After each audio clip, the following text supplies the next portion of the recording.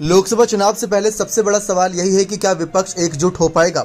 लेकिन इस बीच मायावती के फैसले पर भी सबकी नजरें हैं, क्योंकि मायावती विपक्ष से थोड़ी दूरी बनाती नजर आ रही हैं। मायावती के बयानों से ये नजर आ रहा है कि वो कांग्रेस के भी और बीजेपी के भी दोनों के खिलाफ नजर आ रही हैं। लेकिन कई बार अखिलेश यादव, शिवपाल सिंह यादव और साथ ही साथ डिंपल यादव के जरिए उन पर निशाना साधा गया कि कई हद तक ये बीजेपी के लिए बी पार्टी के रूप में काम कर रही हैं। यही कहीं ना कहीं निशाना मायावती की पार्टी ने अखिलेश यादव पर भी साधा था। लेकिन अब जो कुछ कर्नाटक चुनाव के दौरान होता नजर आ रहा है, इससे कई सवाल खड़े हो रहे हैं। दरअसल सबसे बड़ा सवाल यह है कि उत्तर प्रदेश में नगर निकाय चुनाव है, जहां पर अखिलेश मायावती बहुत मजबूत नजर आते हैं। लेकिन अखिलेश की तरफ से तो चाचा शिवपाल सिंह यादव, पत्नी डिंपल यादव और तमाम बड़े आला अधिकारी, यहां पर कहीं ना कहीं आला नेता, यहां पर जो बड़े नेता, शानदार नेता, वो प्रचार कर रहे हैं। लेकिन मायावती की पार्टी यहां पर कोशिशें बहुत कर रही है, लेकिन उनका वोट बैंक टूट रहा है। पार्टी में टिकट ना मिलने की वजह से कई नाराज नजर आ रहे हैं जो पाला बदल रही हैं। लेकिन इन सब के बीच मायावती कर्नाटक चुनाव में प्रचार करने पहुंच गई।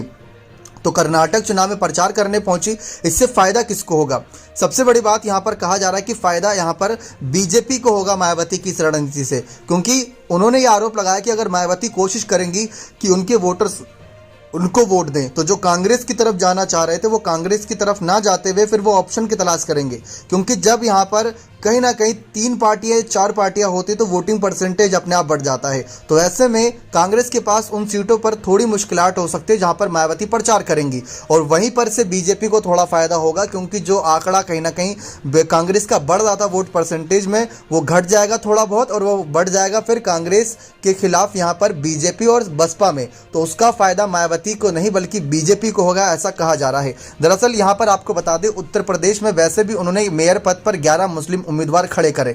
भाजपा का काम आसान कर दिया, उन्होंने ही सपा की गणित बिगाड़ दी है वहां पर उत्तर प्रदेश में, क्योंकि सपा भी एमवाई फैक्टर पर चलती है। लेकिन 11 मुस्लिम उम्मीदवार खड़े करके वहां पहले सपा को बड़ा झटका दिया, फिर उत्तर प्रदेश छोड़कर कर्नाटक में प्रचार करने पहुंची तो यहां कांग्रेस का गणित बिगाड़ दिया, क्योंकि ऐसे में उनका कर्नाटक जाना कहीं ना कहीं उत्तर प्रदेश जैसी चाल समझी जा रही है। यानी मायावती की वजह से वहां जो वोटें उनकी पार्टी को मिलती हैं तो उसका सीधा सीधा फायदा भाजपा को होगा। विपक्षी पार्टियां भी यही आरोप लगा रहे हैं कि मायावती कर्नाटक में अपने उम्मीदवार को जिताने नहीं बल्कि भाजपा को फायदा पहुंचाने गई हैं। तो क्या सचमुच ये समझा जाए कि मायावती की रणनीतियां इस समय बीजेपी के लिए काम कर रही हैं? क्या मायावती के कहीं ना कहीं बीजेपी को समर्थन है बाहरी तौर पर? ये चौंकाने वाली बात है, क्योंकि मीडिया रिपोर्ट्स में बातें की जा रही हैं कि हो सकता है कि मायावती शायद इस बात से डर गई है कि क्या बीजेपी उनके खिलाफ कहीं बड़ी जांच एजेंसी ना बैठा दी, जैसे कि यहां पर केजरीवाल सरकार के खिलाफ नजर आ रहा है साफ तौर पर। साथ ही साथ झारखंड में हेमंत सोरेन हो गए, पश्चिम बंगाल में ममता बनर्जी,